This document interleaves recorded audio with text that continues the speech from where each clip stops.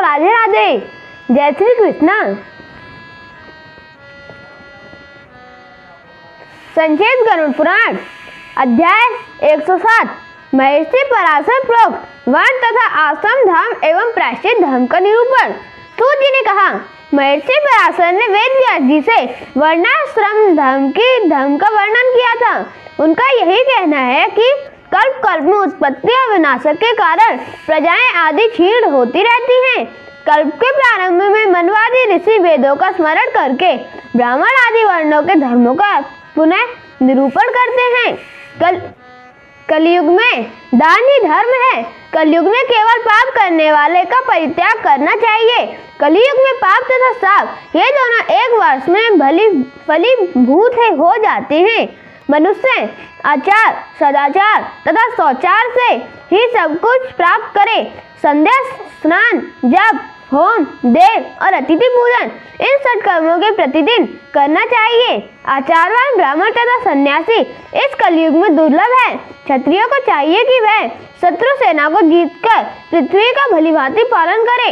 वैसा कृषि एवं पशुपालन तथा व्यापार आदि करें। और शूद्र इन तीन द्विज वर्णों की सेवा में अनुरक्त रहे। व्यक्ति का पतन अक्षय भक्षण शास्त्र निषिद्ध भोजन चोरी और अगम्य आगमन करने से हो जाता है। यदि द्विज कृषि कार्य करता है तो वह थके हुए बैल से हल न खींचे तथा उसे भार ढोने के कार्य में नियोजित न करे। स्नान और योगादि कार्यों से निवृत्त होकर पंचयज्ञ करे। मदा काल में ब्राह्मण को भोजन कराए और क्रूर कर्मों की निंदा करे। तिल तथा घृत का विक्रय नहीं करना चाहिए। पंचसूना जनित दोष के निवारण अर्थ बलि स्वदेव होम करे। कृषि करता द्विज द्वारा अपनी उपजा का क्रमशः छठा भाग राजा 20वां भाग देवता और 33वां भाग ब्राह्मणों को दे।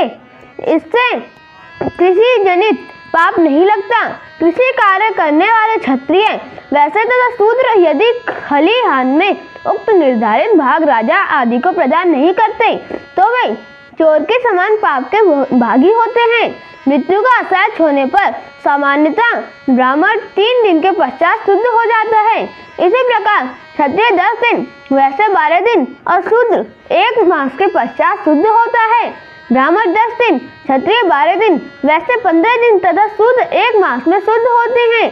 जो सपिंड कुल परंपरा से प्राप्त होने वाली भू संपत्ति आदि के हिस्सेदार हैं और पिता का आवास बनाकर रहने वाले बंधु बांधव हैं, उन्हें जन्म तथा मृत्यु आदि की विपत्ति में अशौच होता है। चौथी पीढ़ी तक 10 दिन, 5वीं पीढ़ी में 6 दिन, छठी पीढ़ी में 4 दिन, 7वीं पीढ़ी में 3 दिन मरना शौच होता है। देशांतर में बालक की मृत्यु होने पर सद्वह स्नान मात्र से शुद्धि होती है। जो बालक जन्म होने के पश्चात दांत निकलने के पूर्व मर जाते हैं या जिनकी मृत्यु गर्भ से बाहर होने के समय होती है, उन सबका अग्नि संस्कार पिंड दान तथा जल संतर्पण कार्य नहीं होता है।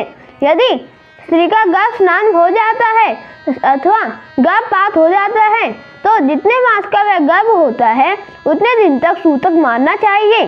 जन्म से लेकर नामकरण तक बालक की मृत्यु होने पर सद्वह स्नान मात्र से शुद्धि होती है। यदि नामकरण के पश्चात चूड़ाकरण संस्कार के मध्य बालक की मृत्यु होती है तो 1 दिन और 1 रात्रि का अशौच होता है। यदि उपनयन संस्कार के पूर्व बालक की मृत्यु होती है तो 3 रात्रियों तक और तत्पश्चात उसकी मृत्यु होने पर 10 रात्रियों का अशौच होता है। 4 मास तक के गर्भ के नष्ट होने पर गर्भ स्नान तथा 5 और 6 मास के गर्भ के गिरने का गर्भपात कहा जाता है। जो ब्रह्मचार्य व्रत के अग्निहोत्र में दीक्षा में हैं अथवा अनासक्त भाव से जीवन व्यतीत करने वाले हैं, उनके लिए जन्म एवं मृत्यु का अशौच नहीं होता। शिल्पकार, कारुकर्म करने वाला, चटाई बनाने वाला, वैद्य, दास दासी, भृत्य, अग्निहोत्री तथा स्तोत्रीय, ब्राह्मण और राजा ये सद्य शौच वाले कहे गए हैं। जन्म का अशौच होने पर माता 10 दिन में तथा पिता स्नान करने के बाद शुद्ध हो जाता है।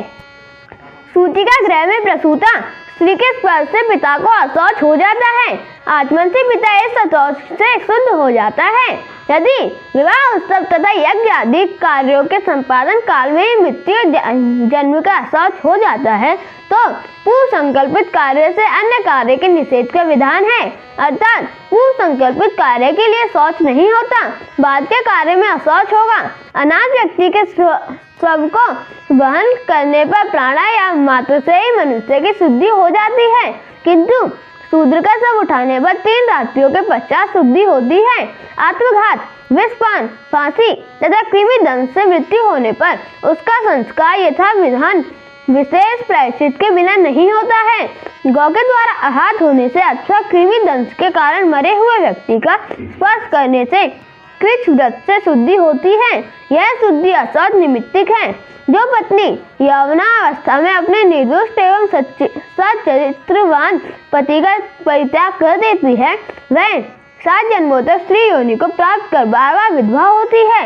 ऋतु काल में पत्नी के साथ संसर्ग न करने के कारण पुरुष को बाल हत्या का पाप लगता है। जो स्त्री अन्य पान आदि की दृष्टि से भ्रष्ट होती है वह अगम्य होती है तथा जन्मांतर में सूकर योनि प्राप्त करती है। औरस और क्षेत्रज पुत्र एक ही पिता के पुत्र होते हैं, अतः ये दोनों पुत्र अपने पिता के लिए पिंडदान कर सकते हैं। परिवेता एवं परिवित्ति बड़े भाई द्वारा अपने विवाह की अस्वीकृति देने वाले को अपने शुद्धि के लिए कृच्छ व्रत करना चाहिए। इस प्रकार कन्या को भी कृच्छ व्रत करना चाहिए। ऐसी कन्या के दान देने वाले को अति कृच्छ व्रत तथा विवाह विधि संपन्न कराने वाले को चांद्रयान व्रत करना चाहिए। यदि बड़ा भाई कुबड़ा, बौना, नपुंसक, हकलाने वाला, मूर्ख, जन्मान, बहरा तथा गूंगा हो तो छोटे भाई के द्वारा विवाह कर लेने में कोई दोष नहीं होता। जिसे वाग्दान किया गया है ऐसा भावी पति यदि परदेश चला गया है, मर जाए, संन्यास धर्म का अवलंबन कर ले, नपुंसक हो अथवा पतित हो गया हो तो इन 5 आपदाओं में वाग्दत्ता कन्या दूसरे पति का वर्णन कर सकती है। अपने पति के साथ सती धर्म के अनुसार अग्नि में प्रवेश करने वाली स्त्री शरीर में स्थित रोमों की संख्या के बराबर वर्षों तक स्वर्ग में निवास करती है। कुत्ता आदि के काटने पर मनुष्य को गायत्री मंत्र के जप से शुद्धि करनी चाहिए। जिसे स्वयं गायत्री जप का अधिकार नहीं है उसे ब्राह्मण द्वारा गायत्री जप कराना चाहिए। चांडाल आदि के द्वारा मारा गया अग्निहोत्री ब्राह्मण लौकिक अग्नि से जलाने योग्य होता है। उसे अग्नि से जलाए गए ब्राह्मण की अस्थियों को दूध में प्रक्षालित करके पुनः विधिवत मंत्र पूर्वक और अग्निहोत्रशाला की अग्नि से प्रज्वलित करना चाहिए। यदि मृत्यु प्रवास काल में होती है तो परिजन को अपने घर पर उस मृत व्यक्ति का कुत्सा शरीर बनाकर पुनः अग्निदाह करना चाहिए। कृष्ण वृक्ष चर्म पर 600 पलाश पत्रों को मृतक की आकृति समान बिछाकर अथवा कुसुम शरीर का निर्माण करके शीर्ष भाग पर समी तथा विचल भाग पर अनिल के काष्ठ को स्थापित करे। उसके दाएं हाथ के स्थान पर कुंड स्थाली या बाएं हाथ के स्थान पर उपभृत यज्ञ या पात्र 5 विभाग में उलूखल तथा पीठ की और मूसल रखे। तत्पश्चात उस सब को वह सोमरस तैयार करने के लिए प्रयोग में आने वाले पत्थर को रखकर उसके मुख भाग में घृत, तांडुल और तिल डालना चाहिए। कान के पास प्रोक्षणी पात्र नेत्रों के सन्निकट आज्य थाली रखे। कान, नेत्र, मुख तथा नासिका भाग में स्वर्ण खंड रखने का विधान है। इस प्रकार अग्निहोत्र के समस्त उपकरणों के सहित उस अग्निहोत्री का शवदाह करने से वह मृत अग्निहोत्री ब्रह्मलोक को प्राप्त करता है। ऐसा स्वर्गाय लोकाय स्वाहा इस मंत्र की वृत्ति एक आहुति देनी चाहिए। हंस, सारस, क्रौंच, चक्रवाक, कुक्कुर, मयूर और मेष का वध करने वाले मनुष्य 1 दिन तथा 1 रात्रि के उपवास के पश्चात पाप से शुद्ध हो जाता है। अन्य सभी पक्षियों का वध करने पर 1 अहोरात्र में शुद्धि होती है। सभी प्रकार के चतुष्पद पशुओं का वध करने पर जो पाप मनुष्य को लगता है उसका अवमोचन खड़े होकर 1 अहोरात्र उपवास कर गायत्री मंत्र का जप करने से होता है। शूद्र का वध करने पर कृच्छ व्रत, वैश्य की हत्या करने पर अति कृच्छ व्रत, क्षत्रिय का वध करने पर 22 चांद्रयान व्रत एवं ब्राह्मण की हत्या करने पर 30 चांद्रयान